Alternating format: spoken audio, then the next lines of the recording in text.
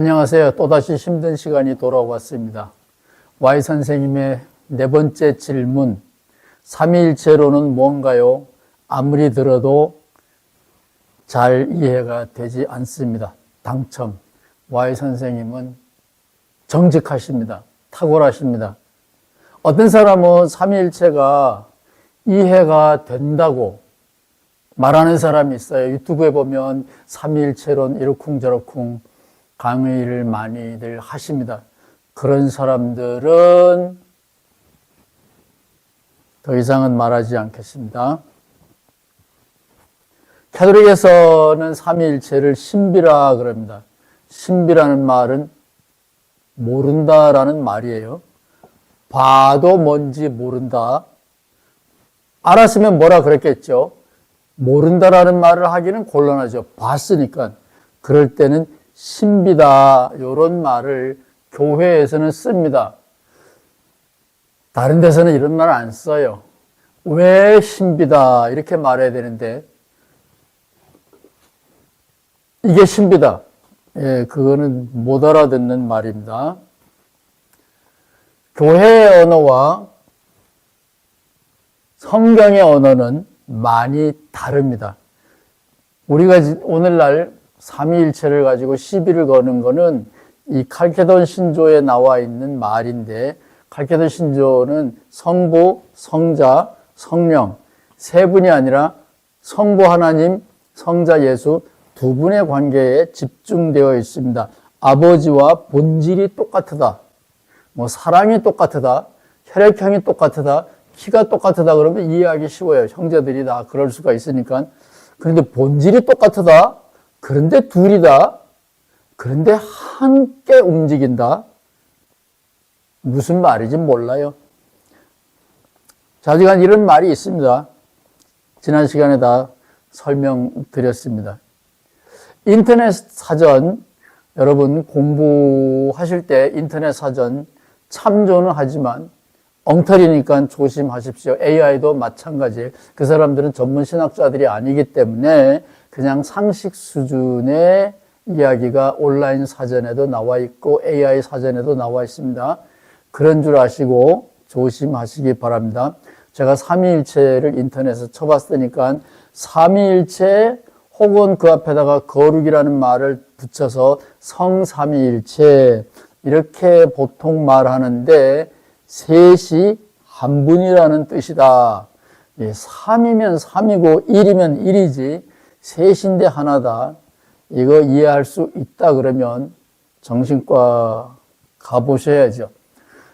우리 동네에 율곡병원이라는 근사한 이름의 병원이 있는데 저기 부산에서도 잠 못 이루는 사람이 찾아온답니다. 동해 안에 있는 유일한 전문 정신병원인 것 같아요. 삼위일체가 이해가 된다 그러면 율곡병원으로 모시고 오십시오. 신구교를 막론하고 삼위일체를 교회가 인정은 하나 해석은 제각각이다. 뜻이 다르면 인정한다라는 게 뭐예요? 꽝이죠. 삼위, 이게 위가 뭘까요? 부부 일심동체, 우리는 쉽게 이해가 됩니다. 부부는 달라요. 마음도 하나고 몸도 하나다. 우리는 쉽게 이해가 되는데 성부, 성자, 성령이 삼위가 부부가 일심동체이듯이 일심동체일까요? 그런데 부부는 한 사람은 집에 있고 한 사람은 시장에 가 있고 한 사람은 시장에 가 있고 한 사람은 산에 가 있고 주소가 틀리잖아요. 그거는 분리되는 거잖아요. 마음은 같지만 합의는 했지만. 그런데 이 교회의 언어에 의하면 분리가 또 안 된다는 거예요. 분리 없이 부부 일심동체는 마음이 같으다. 섹스할 때 한 몸이 된다. 이거는 이해가 되는데 성부, 성자가 분리도 안 된다. 이거 무슨 쌍둥이에요? 이거를 이해할 수 있다고요? 교회의 언어와 성경의 언어는 종자가 질적으로 다릅니다. 교회는 탁구를 친다면 일상생활의 언어는 골프다. 성경의 언어가 탁구를 치는 이야기라면 교회의 언어는 골프 언어다. 골프와 탁구는 하얗고 공 사이즈는 비슷하지만 탁구 게임과 골프 게임은 질적으로 다르죠. 성경의 언어와 교회의 언어는 비슷하지만 질적으로 다릅니다. 오늘 이 강의의 핵심은 그거예요. 게임이 다르다. 말이 다르다. 종자가 다르다. 같은 단어라도 뜻이 다르다. 예, 배구와 축구, 공을 손으로 쳤다. 문제가 없어요. 공을 손으로 쳤다. 예, 골키퍼가 아닌데 손으로 쳤다. 그러면 퇴장이죠. 비슷하지만 다릅니다. 그런데 왜 그렇다고 해서 교회가 나쁜 놈들이다 그런 말은 아니에요. 교회도 교회를 운영하다 보니까 권력 가진 사람들이 운영에 책임을 지고 이상한 말을 만들어냈는데 성경에 근거가 있기는 있어요. 그 성경이 뭐냐? 구약 성경, 히브리 성경이죠. 히브리 성경 신명기 6장 4절에 보면 이런 말이 있어요. 나는 야훼다. 야훼는 한 분이다. 이게 중요한 거예요. 한 분이다. 한 분 하나님이다. 이 야훼 하나님을 잘 믿으면 크게 복 받는다. 복 받으려면 무슨 짓인들 못해요. 공짜라면 양잿물도 큰 거 먹는다는데 하나님께 복을 받기 위해서라면 한 분 하나님을 섬겨야 된다. 여자는 많지만 한 여자하고만 결혼해야 된다. 그거나 똑같아요. 신이 하나만 있는 게 아니라 나는 하나의 신에게 충성 봉사해야 된다. 그 얘기입니다. 자, 구약 성서에, 유대인 성서에, 히브리 성서에 쉐마 들으라 이 말입니다. 들으라 이스라엘아, 하나님은 한 분이다. 너희 하나님만 하나님이다. 그럼 일본 사람은 하나님이 없어요? 소련 사람은 하나님이 없어요? 소련 사람도 우리 하나님을 믿어요? 당군을 믿어야 돼요? 웃지요. 똑같아요. 이스라엘 백성에게 이스라엘 민족의 백성의 지도자가 하는 말입니다. 나한테만 세금을 내야 돼. 뭐 그런 겁니다. 어쨌든 이거는 이해할 수 있어요. 그래도. 자, 구약 성서 언어가 하나가 있습니다. 신약 성서에도 삼위일체라는 어려운 말이 만들어질 수밖에 없었던 또 하나의 성경 귀절이 있습니다. 요한복음인데요. 요한복음 1장 1절 한 처음에 천지가 창조되기 전부터, 창조되기 이전부터, 그러니까 하나님이죠. 창조되기 이전부터 로고스 말씀이 계셨다. 말씀은 하나님과 함께 있었고 하나님과 똑같으다. 하나님과 함께 있었단 말이 돼요? 똑같은데 함께 있어요? 똑같으면 하나죠. 함께 있었다라는 말은 둘이니까 함께 있는 거 아니에요? 그래도 곰이 환웅과 함께 있었다. 곰이 엄마가 되어서 아들 당군을 낳고 함께 있었다. 한웅과 웅녀와 당군이 함께 있었다. 우리는 각각의 개체니까 이해가 돼요. 근데 또 같은 분이었다. 머리에 쥐가 안 난다면 여러분은 이상한 거죠. 요한복음 1장 14절에 이런 말이 있어요. 그 말씀이 사람이 되었고 사람도 외아들이다. 우리도 하나님의 아들인데 왜 외아들이라 그랬을까요? 어쨌든 요한복음 1장 1절과 14절에 이런 말이 있고 히브리 성경 신명기 6장 4절에 하나님은 한 분이다. 그래서 이 두 개의 한 분이다, 하나님과 동등하다, 외아들이다. 이런 두 개의 수레바퀴를 타고 그 위에 교회라는 단체를 운영을 해야 되는 높은 사람들이 계세요. 그 사람들이 교회의 언어를 사용하게 되겠죠. 교회의 경영자들. 그들이 요상한 말을 만들어낸 거예요. 동일본질이다, 같으다, 다르다, 따로따로 분리되면 안 된다, 섞어도 안 된다, 그런데 둘이다. 머리에 쥐날라 그러죠. 이해가 된다 그러면 그 사람 믿으면 안 돼요. 따라서 오늘 Y 선생님이 삼위일체 아무리 노력해도 이해가 되지 않습니다. 정답이에요. 이해가 된다 그러면 거짓말 하는 거예요. 왜 이런 일이 생기느냐? 저는 이렇게 해명하고 싶어요. 우리가 쓰는 언어가 다르기 때문에 그렇다. 제 집사람이 처음 시집 와가지고 시어머니가 야, 정지에 가서 그릇 좀 가져와라. 서울 세대기 정지에 가서 그릇 좀 가져와라. 라는 시어머니 말을 어떻게 알아듣겠어요?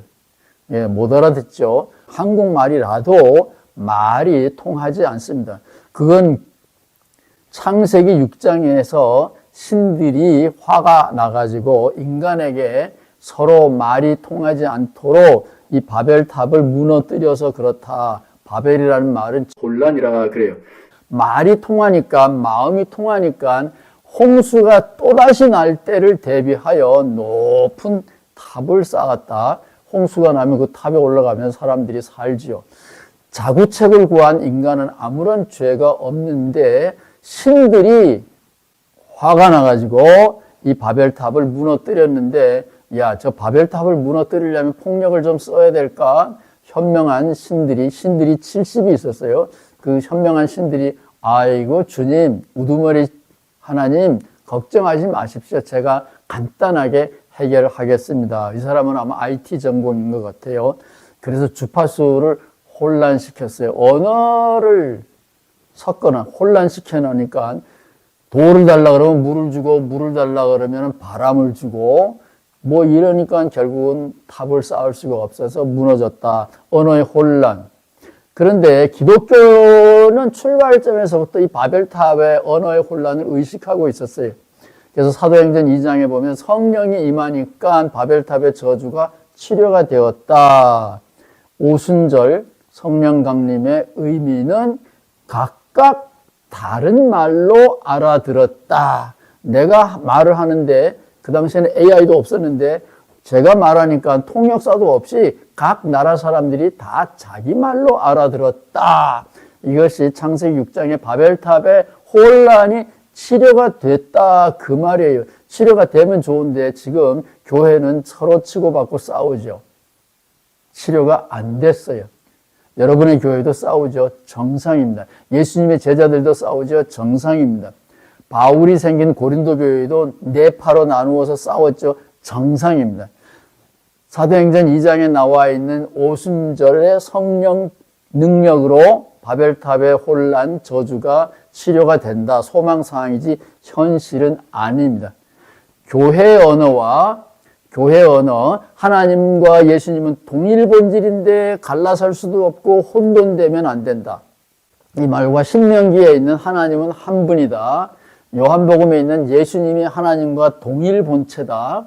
뭐 이런 말 때문에 혼란이 생기는데 제 오늘 강의의 핵심은 언어의 혼란, 그리고 성경에 있는 언어와 교회가 선포한 삼위일체 언어는 탁구와 골프, 배구와 축구 비슷하지만 게임이 전혀 다르다. 따라서 우리 보통 사람, 일상생활에 충실한 보통 사람들은 높은 데 거하는 교회의 언어를 아무리 이해하려고 해도 이해가 되지 않습니다. 이 바벨탑의 저주라는 건데요. 이거는 우리에게만 있는 게 아니에요. 그럼 우리 너무 억울하죠. 퀴즈를 드립니다. 다음 강의를 들으실 분은 꼭 이 퀴즈를 씨름하고 오셔야 돼요. 요한복음 6장을 정독하십시오. 요한복음 6장에서 예수님이 무슨 설교를 하셨는지 설교의 주제를 정하고 제자들, 구경꾼이 아니에요.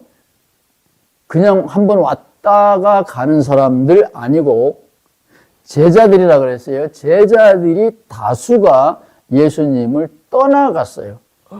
왜 떠나갔을까요? 예수님의 목회 실패입니다. 여러분 목회 성공하셨나요? 수상합니다.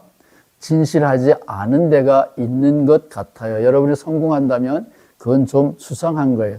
어쨌든 예수님의 제자들이, 교회의 직원들이, 교회의 재직들이 일부 떠나갔다, 그런 건데, 그게 사연이 뭔가 찾아오시기 바랍니다. 적으셔야 돼요. 그 다음에 네 번째는 이게 예수님이 잘못해서 그런가? 아니면 예수님이 실수로 제자들을 잘못 뽑았나? 제자들이 꾀를 부리면서 머리가 나빴을까? 예수님의 잘못일까요? 제자들의 잘못일까요? 둘 다의 잘못일까요? 아니면 하나님의 잘못일까요? 여러분 같으면 도망가지 않고 남았을까요? 어떻게 남았을까요? 자, 이 요한복음 6장을 진지하게 고민해 본 적이 없는 사람은 크리스찬이 아닙니다. 예수님의 말씀을 진지하게 생각하지 않는 사람들이에요. 삼위일체도 진지하게 생각하지 않는 사람이에요. 저는 요한복음 6장이 잠들어 있는 우리들, 술 취해 있는 우리들을 확 정신나게 깨우는 멋진 이야기라고 생각합니다. 요한복음 6장 굉장히 깁니다. 꼭 읽어 오시기 바랍니다. Y 선생님은 정상적입니다. 축하드립니다. 삼위일체 이해가 안 되는 게 정상이죠. 다음에 만나겠습니다. 감사합니다.